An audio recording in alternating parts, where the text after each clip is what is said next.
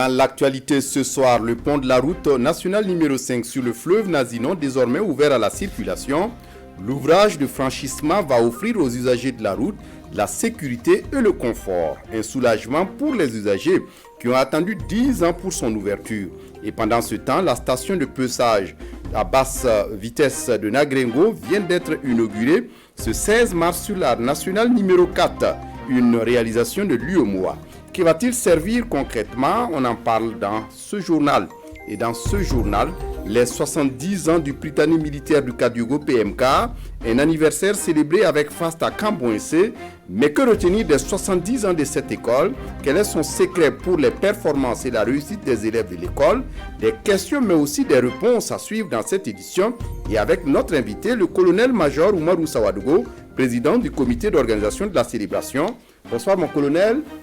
Monsieur et merci d'être là pour les réponses.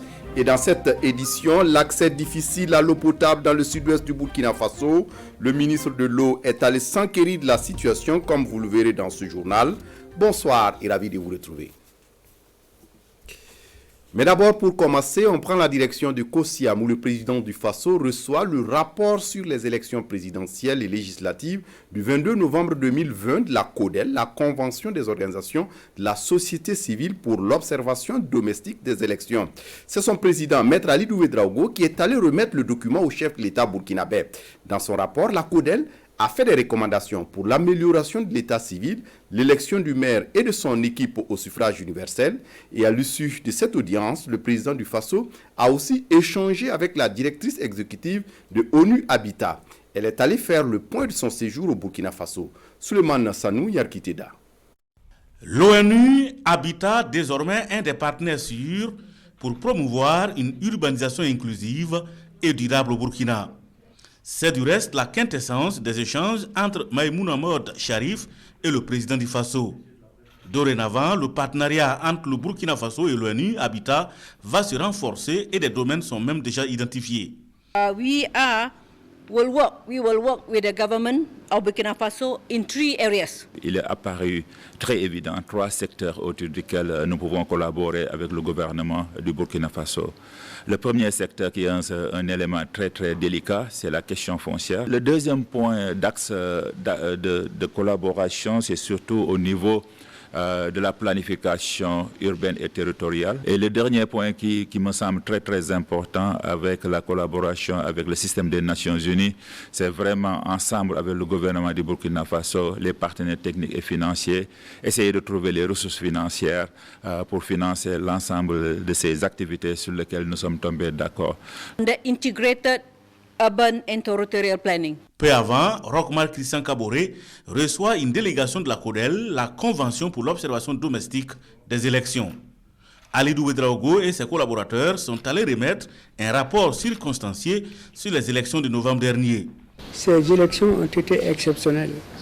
Elles ont été tenues dans un contexte sécuritaire difficile, sanitaire difficile et politiquement, il a fallu vraiment beaucoup de tact, beaucoup de courage, beaucoup de leadership pour les réaliser.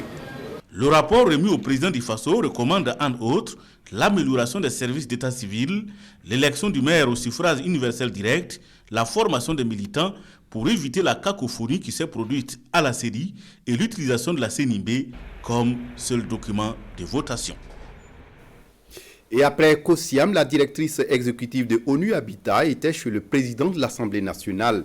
Une occasion pour elle de traduire au président de l'Assemblée nationale les réalités du Burkina Faso, notamment la vie dans les non-lotis qu'elle a pu vivre sur le terrain. Elle a souhaité au cours de son audience un renforcement de la présence de ONU Habitat au Burkina. Daouda Ouattara et Messoulage Guigman pour le compte-rendu. C'est une visite qui a permis à la directrice exécutive de l'ONU Habitat de présenter le programme des Nations Unies pour les établissements humains au président de l'Assemblée nationale et d'énoncer les domaines de collaboration possibles entre son institution et le Burkina. La première des choses, c'est travailler à avoir une planification urbaine et territoriale intégrant les zones périurbaines et les zones rurales. Second, we discuss about the needs of the land reform and enhancing land management. Le deuxième domaine de collaboration qu'on a vu, c'est au niveau de la réforme foncière et de l'amélioration de la gouvernance et de l'administration foncière. Je pense que c'est quelque chose qui est revenu dans tous nos entretiens avec les autorités du Burkinabé, mais aussi il y a une possibilité d'améliorer cette gestion foncière pour pouvoir mettre en place un système de revenus qui permet aux municipalités et à l'État même de collecter les taxes et les différentes formes financières pour supporter le budget de l'État. Et le dernier point, c'est effectivement quelque chose qui me tient à cœur, qui consiste vraiment à une conception transformative des quartiers non lotis au Burkina Faso, comme vous le voyez même. Pendant ma visite à Saba, on a été dans un point où les femmes n'ont pas accès à l'eau potable. Donc c'est un problème majeur pour nous, en tant qu'ONU Habitat, qui s'occupe des établissements humains, pour s'assurer que les dignités et les droits les plus fondamentaux des personnes sont respectés. Les perspectives qui se dégagent également après 5 jours de mission sont entre autres de renforcer la présence de l'ONU Habitat au Burkina et d'élaborer un plan d'action pour une collaboration avec le secteur privé et pour une mobilisation des ressources nécessaires à la promotion des logements décents au Burkina. Dans l'actualité ce soir, le pont du fleuve Nazinon sur la route nationale numéro 5, désormais ouvert à la circulation. Après 10 ans d'attente, c'est un soulagement pour les usagers de cette route qui donne accès au port de Tema, qui peuvent désormais circuler en toute sécurité dans le confort. L'inauguration officielle est intervenue ce 16 mars en présence de Ali Loubadini et de Pascal Kané. Des coups de ciseaux qui mettent fin à près de 10 ans d'attente, mais aussi des calvaires pour les usagers de la Nationale 5. Le pont du fleuve Nazinon s'ouvre ainsi à la circulation. C'était l'un des points les plus dangereux du tronçon Ouagadougou-Pau. Alors pour les responsables de la localité, c'est un grand soulagement. Ça va beaucoup quand même soulager la population de Pau et du Ghana qui travaille tous les jours. Et aussi, ça va aussi éviter pas mal d'accidents. Sinon, vous avez vu que dans ces dernières années, on a eu beaucoup de camions qui sont tombés ici. Vraiment, c'est pas du tout intéressant. Ça a duré, mais on peut dire ouf. Ouf pour la sécurité, ouf pour le confort qui sera offert en tout cas aux usagers de cette route-là. Depuis 2012, les chantiers du pont de Nazinon est en souffrance. Pourtant, c'est un pont stratégique pour le Burkina. Cette route permet d'accéder au port du Ghana voisin. L'État burkinabé a donc mobilisé plus d'1,5 milliard pour sa construction. Nous avons repris la chaussée pour qu'elle puisse être suffisamment robuste comme le reste donc de la route, c'est-à-dire avec du béton bitumineux sur de la GNT, sur du grave bitume. Et donc, nous sommes heureux que ce jour, 16 mars 2021, nous pouvons enfin dire que ce pont est terminé. Selon les explications des techniciens sur place, le pont de Nazinon est conçu pour supporter des charges exceptionnelles. L'ancien pont, bien que dépassé, sera conservé pour servir de pont de délestage en cas d'incident sur le nouveau pont. Et sur la route nationale numéro 4, l'actualité, c'est l'inauguration d'une nouvelle station de pesage des camions poids lourds à Nagrego, financée par l'UEMOA. L'ouvrage doit aider à lutter contre la surcharge sur les routes de l'espace communautaire, conformément à l'application du règlement 14 de l'Union économique et monétaire ouest-africaine. Le film de la cérémonie d'inauguration avec Moussa Ouedraogo et Bienvenue Tamsa. Nagrengo sur la route nationale numéro 4 dans la province de Lubritanga. Ce poste de pesage est désormais un passage obligé pour tous les poids lourds en partance ou en provenance de l'est du pays. La station de pesage de basse vitesse de Nagrengo est financée par la commission de l'UEMOA dans le cadre de la lutte contre la surcharge routière dans ses États membres. Désormais, nous avons un dispositif pour contrôler la charge à l'essieu, objet du règlement 14. Et je souhaite que ce soit un joyau bien entretenu, qui ne tombe pas en panne et qui va produire tous les effets attendus, à savoir lutter contre la surcharge. C'est une infrastructure dont l'entretien engage une responsabilité collective selon le ministre en charge des Transports qui reçoit ici les clés. s'agit non seulement de nous préparer pour former bien le personnel, de nous préparer pour être des patriotes aussi, que ce soit au niveau de l'ONASER, que ce soit au niveau des transporteurs, que ce soit au niveau des chauffeurs routiers. Nous voulons lancer un appel pour qu'ensemble nous puissions, avec cette station-là, devenir un pays modèle. Pour nous transporteurs, notre matière première, c'est la route. Sans route, il n'y a pas de développement dans les transports. Sans développement du transport également, il n'y a pas de développement d'un pays. Donc nous nous prenons à bras de corps ces infrastructures-là que nous devrons ensemble préserver pour le grand bonheur des transporteurs et celui de la population. Près d'1 milliard de francs CFA, c'est le coût de ce poste de paysage bâti sur une surface de 3 hectares et ce pour freiner la dégradation de nos routes. On en vient à notre dossier de ce journal, les 70 ans du PMK, le Prytanée militaire du Kadiogo, fondé par l'armée française en 1951 sous l'appellation d'école des enfants de troupes de Ouagadougou. Le PMK est un établissement d'enseignement secondaire burkinabé dépendant du ministère de la Défense et situé à proximité de Ouagadougou sur le site militaire de Kambouensé. En 1985, l'école est dissoute, mais rouvre en 1992 sous le nom de Prytanée militaire du Kadiogo.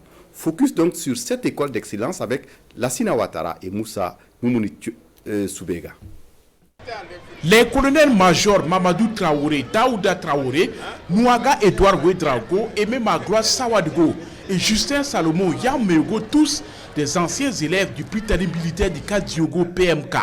Ce 16 mars, ils effectuent un retour aux sources dans les anciens locaux du PMK devenu aujourd'hui le lycée Marienne Kouabi. Un lieu plein de symboles et de souvenirs pour ces anciens enfants de troupes des promotions 71, 72 et 73. Moi, je suis de la promotion 71, 73, 72, 76, voilà. 73 aussi. 73. Et en regardant les bâtiments déjà, ça nous dit beaucoup de choses. Et tout à l'heure, nous étions dans le bureau du commandant de l'école, qui est devenu le bureau du proviseur. Quand vous étiez convoqué dans le bureau du commandant de l'école, ça veut dire que c'est très grave. Beaucoup d'émotions, beaucoup de plaisir à me retrouver ici. Le sport occupait une place capitale dans la vie du PMK et à tous les niveaux, chacun de nous ici essayait d'exceller dans un domaine. Un retour aux sources qui se poursuit ici sur le site actuel du Prytanée militaire du Kadiogo à Kambouensé. Et nous sommes en classe de la première D2. Là, l'ancienne génération est face à la nouvelle. C'est de continuer à tenir le flambeau haut. Le flambeau que nous avons laissé, la détermination, le courage au travail, l'abnégation et surtout la discipline. C'est en 1951 que le Prytanée militaire du Kadiogo a vu le jour. L'école sera dissoute en 1985 avant de rouvrir en 1992 à Kambouensé. L'école va faire son bonhomme de chemin après avoir pris plusieurs dénominations, notamment École militaire préparatoire africaine, École militaire préparatoire, Prytanée militaire de Kadiogo et ensuite École des cadets de la Révolution.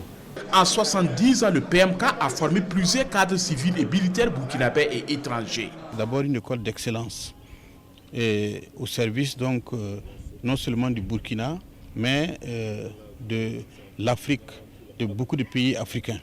La vocation de l'école est de former des cadres destinés à la carrière civile et militaire. Et l'accès à l'école est conditionné par un test de recrutement que le PMK organise chaque année. C'est un processus rigoureux, un processus très sélectif, très transparent, et qui nous permet de ne retenir que les meilleurs des classes de CM2 du Burkina Faso. Selon le commandant du PMK, la spécificité de l'école, c'est la rigueur et la discipline, des valeurs grâce auxquelles le PMK réalise un taux de succès de 100% chaque année. La formation éthique et morale. Et cette formation éthique et morale vise à faire en sorte que les élèves soient outillés des valeurs fondamentales telles que la primauté du groupe sur l'individu, la solidarité, la discipline, le sacerdoce, le service désintéressé, le patriotisme. Et toutes ces valeurs-là qui sont inculquées à ces élèves font qu'à la fin, in fine, on a des individus à la conscience bien droite qui sont des patriotes chevronnés. En plus de la formation militaire inculquée à partir de la classe du 4e, les élèves suivent les cours définis dans les programmes des ministères de l'Éducation nationale et des enseignements secondaires. Et au PMK, chaque enfant a déjà une idée de la carrière qu'il compte construire. Avec la formation que le PMK m'a donnée, je compte en premier lieu devenir un militaire. Avec ça, maintenant, je me spécialiser dans la santé. Je suis très fière d'être au PMK. Je supporte. Travailler comme les garçons, c'est ça. Je voulais faire la médecine militaire, en plus ouvrir des cliniques pour pouvoir faire l'entrepreneuriat. Le Prytanée militaire du cas Diogo compte aujourd'hui 13 nationalités. Il totalise 506 élèves, dont 146 filles. La devise du PMK est s'instruire pour mieux servir. L'école va fêter donc ses 70 ans et pour aller plus loin, je reçois le président du comité d'organisation de la commémoration, le colonel-major Oumarou Sawadogo. Bonsoir mon colonel. Bonsoir monsieur Kindo. Et merci de venir répondre à nos questions. Dites-nous, en 70 ans, beaucoup d'eau a coulé certainement sous le pont Kadiogo et l'école est toujours performante. Qu'est-ce qu'on peut retenir de tant d'années d'existence? Ce qu'on peut retenir de tant d'années d'existence, comme l'a dit le chef de corps du Prytanée, c'est surtout le mode de recrutement. Le mode de recrutement au PMK est très sélectif. Quand vous vous retrouvez en 6e, chacun vous dira que j'étais premier de ma classe. Donc ça fait que c'est un rassemblement des premiers. Et si vous êtes dernier, mais vous êtes le dernier des premiers. Ensuite, il y a la rigueur. Quand, par exemple, un élève à 9 de moyenne, il est retenu pendant la moitié des congés de Noël. Et quand il a 8, il est blâmé. Il reste durant tous les congés.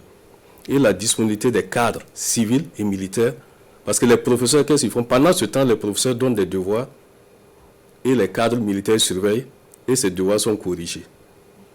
Donc il y a cette rigueur-là qui amène les gens quand même en tout cas, à donner le meilleur d'eux-mêmes. Et chaque élève est parrainé par un ancien qui tient à son honneur aussi, donc qui pousse son poulain à réussir. Et on l'a vu, c'est un établissement d'enseignement secondaire et chaque année, les résultats sont toujours 100% au PMK. Est-ce qu'il y a un secret d'une telle performance? Bon, le secret, comme je vous le disais, c'est vraiment la discipline et la rigueur, parce que quand d'abord, les heures d'études sont respectées. Si on vous trouve en train d'étudier, après les heures d'études, vous êtes sanctionné. Il nous était interdit d'amener les romans tels que les Blake, les Zambra, Ombrax. C'était mieux de prendre un livre d'un auteur africain, un Samben Ousmane, que de lire un roman. Le cadre, quand il vous prend, il vous consigne samedi, dimanche. Et quand vous êtes puni, on a 3 devoirs surveillés par trimestre. Quand quelqu'un est puni, par exemple, il rate un devoir de maths, s'il se trouve qu'il est en prison, on lui donne 0 au devoir qu'il a raté, on lui fait -1 dans la moyenne trimestrielle. Et si avec ça vous arrivez à avoir votre moyenne, vos 10 de moyenne, ça veut dire quand même que vous avez un minimum. Et quand les 100% au PMK, ça a commencé en 1977 au niveau du BPC. Donc après ça, quand quelqu'un échoue, le commandant de l'école, feu le colonel Charles Bambara, il vous demandait, expliquez-moi comment vous avez fait pour échouer. Vous étiez dans les mêmes conditions. Comment se fait-il que les uns aient réussi et vous ayez échoué? Et on vous garde pendant les vacances. Et les professeurs continuent à donner des devoirs. Et on vous surveille. Et on vous laisse 15 jours avant la reprise, vous partez voir vos parents et vous revenez. Donc, M. Kindo, je crois que dans ces conditions, mieux vaut réussir que d'échouer. Tout à fait. Et vous formez pour l'armée, mais aussi vous formez pour la vie civile. Comme il a été dit dans l'élément, le PMK forme des jeunes gens destinés à des carrières civiles et à des carrières militaires. Ça fait qu'aujourd'hui, à travers cette amicale, dont le président même c'est un civil, ça fait que il y a un bon maillage entre civils et militaires. Donc vous avez toujours des contacts avec vos anciens élèves? On a toujours des contacts et quand on se retrouve, parce que quand vous arrivez, on vous donne un numéro matricule. Et quand on vous donne un numéro matricule, vous gardez ça jusqu'à votre vie. Souvent, on peut s'appeler par les matricules. Donc ça fait que il y aura cette rencontre le samedi, la journée de l'AET, où on va retrouver les familles matriculaires. Si vous, M. Kindo, vous avez le numéro 122, quand vous êtes arrivé au PMK, vous allez rencontrer le 222, ainsi de suite le 322, jusqu'au dernier. Oui, et mon colonel, on en vient maintenant à la célébration des 70 ans de l'école. Vous le placez sous quel symbole?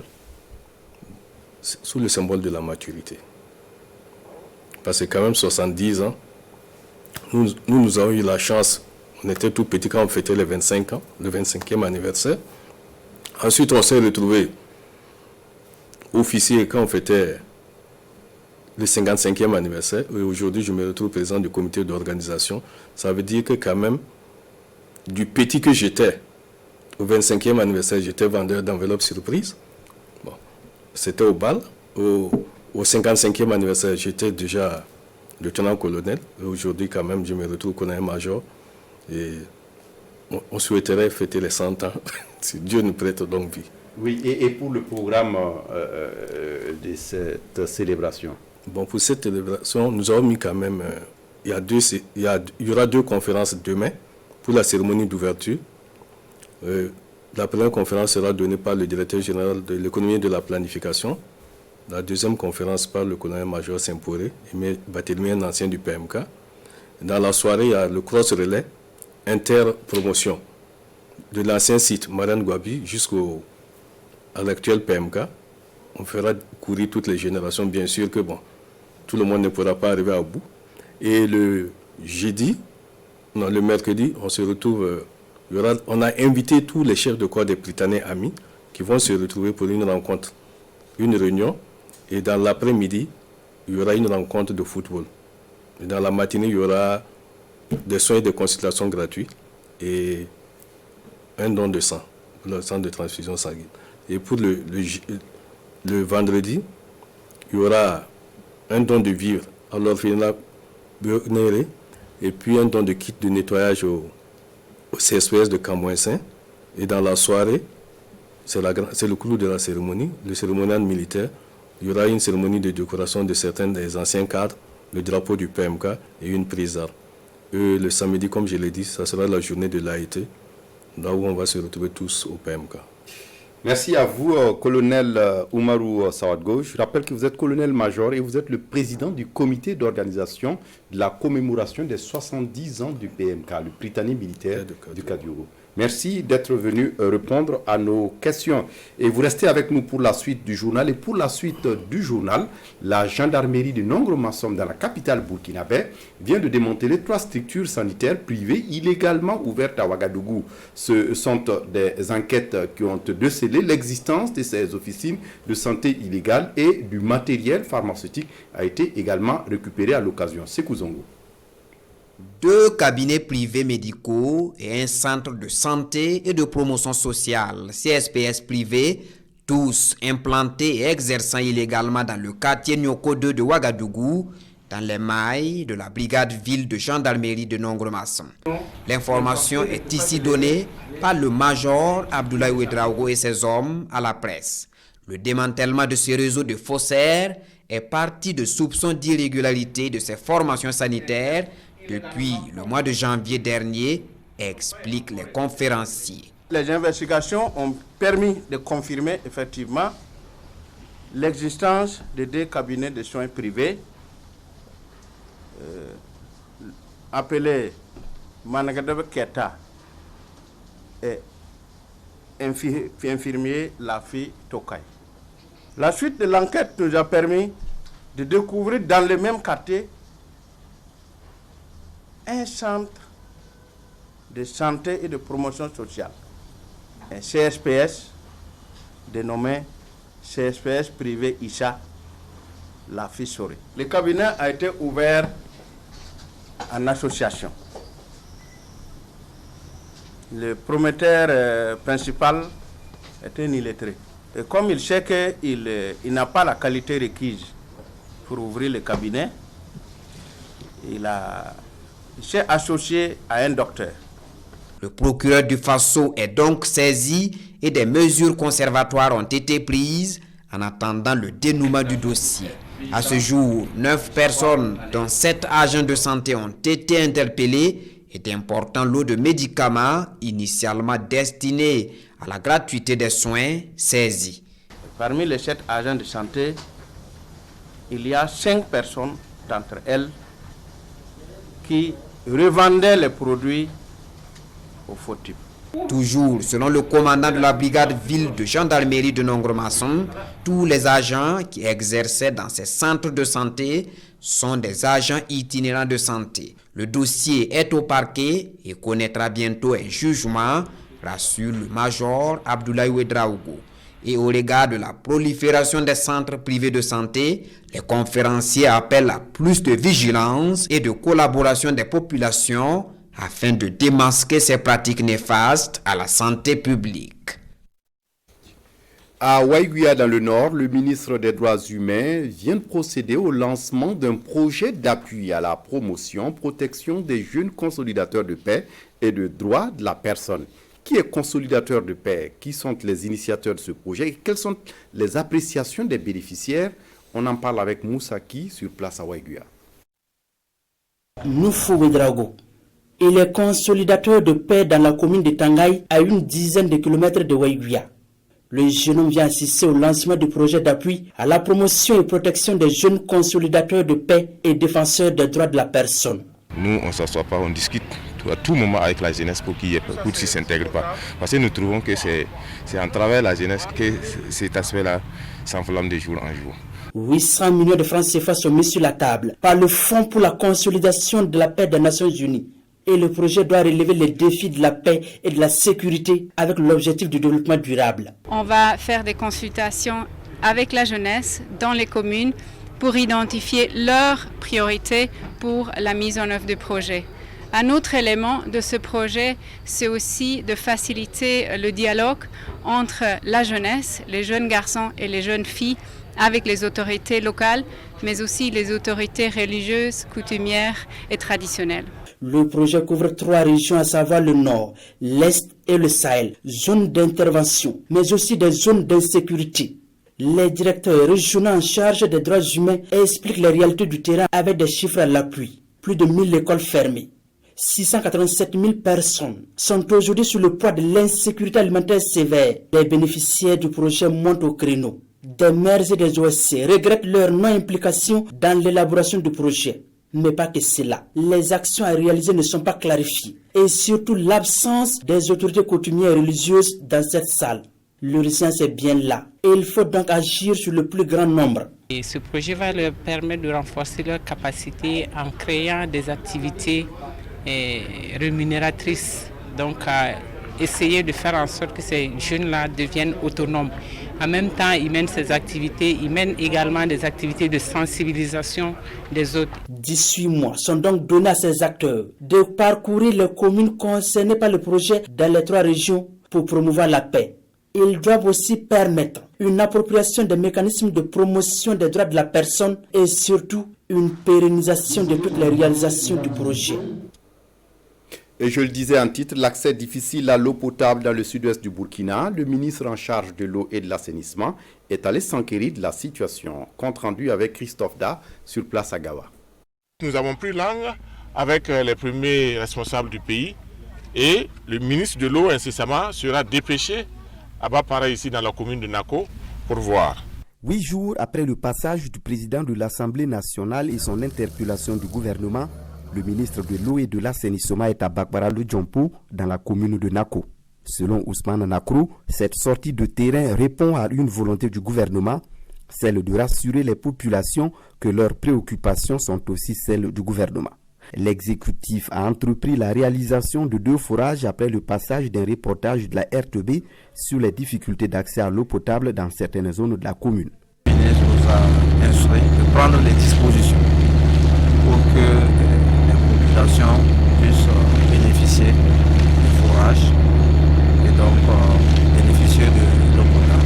Le gouvernement donc a réalisé 2 forages sur le site où nous sommes en ce moment, l'Odjompo, le site d'où les images insoutenables sont sorties. Nous voudrons donc profiter de cette occasion au nom du gouvernement pour remercier toutes les bonnes volontés qui ont été sensibles à ces images-là et qui ont contribué en mettant à la disposition des populations 3 autres forages. 5 forages au total sont en cours de réalisation dans les villages de Nyanyera, Guingin, Bakbara, Bakbara Lujompo et Bobora, les 5 sites ont reçu la visite du ministre et sa délégation et à chaque étape, les machines de forage tournent depuis une semaine et les travaux sont très avancés.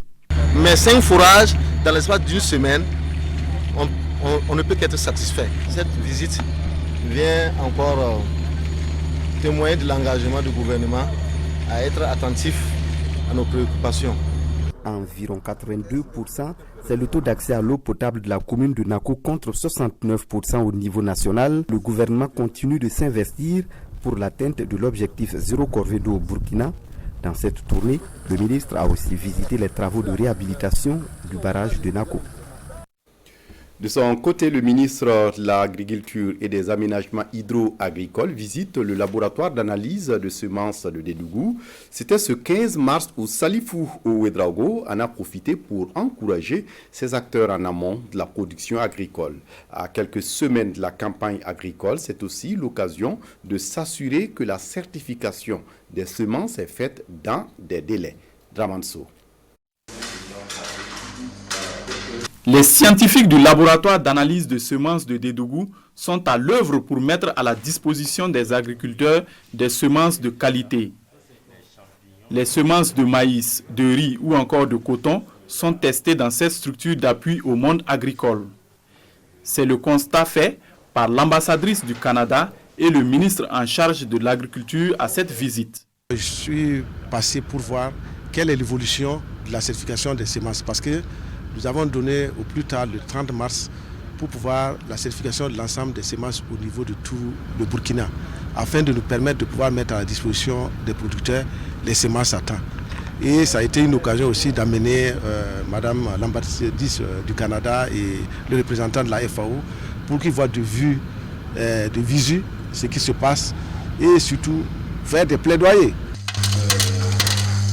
C'est une course contre la montre au laboratoire d'analyse de semences de Dédougou pour offrir des semences de céréales et des produits de rente de la prochaine saison agricole.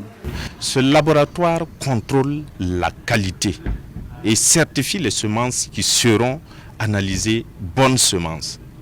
Pour celui qui produit, il serait très heureux de savoir que ce qu'il a produit, c'est de la semence de la bonne qualité et également surtout pour l'acheteur. Les laborantins ont mis à profit cette visite de leur ministre pour soumettre des doléances. L'augmentation des espaces de stockage est le principal besoin.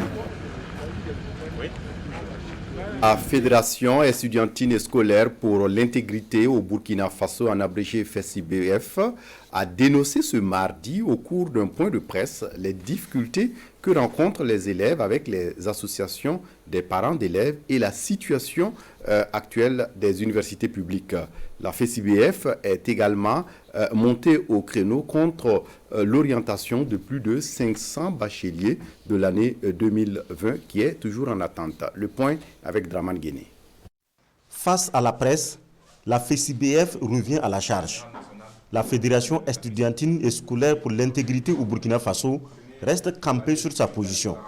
L'APE, l'association des parents d'élèves, doit être dissoute et ses cotisations avec.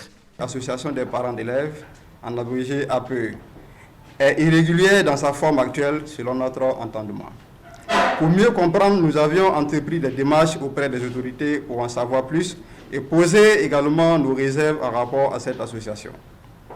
C'est ainsi que nous avons obtenu une note du ministère de l'Éducation nationale qui rappelait qu'aucun élève ne doit être renvoyé d'une école pour n'avoir pas pu payer les frais de cotisation de cette association. Actualité oblige, les propositions de réforme du bac sont rejetées en bloc par la FESIBF. Avec ces propositions, le bac ne sera plus le premier diplôme universitaire, mais un examen qui sera organisé par le ministère de l'Éducation nationale. Noël Togo et ses camarades s'insurgent. Autre combat de la FESIBF, l'orientation des étudiants. Pour la fédération, il y a discrimination. La dernière session n'a pas pris en compte les bacheliers de la diaspora. Et puis pour refermer cette édition, la DJI Ouaga Golden a initié une campagne de dépistage gratuite des cancers féminins ce 5 mars à Ouagadougou. Il s'agissait de soutenir les efforts des pouvoirs publics dans la sensibilisation, mais aussi la lutte contre ces pathologies qui freinent l'épanouissement des femmes. Aimé Soulange Guigma. Le Covid-19 ne sera pas un frein, la lutte contre les cancers féminins continue.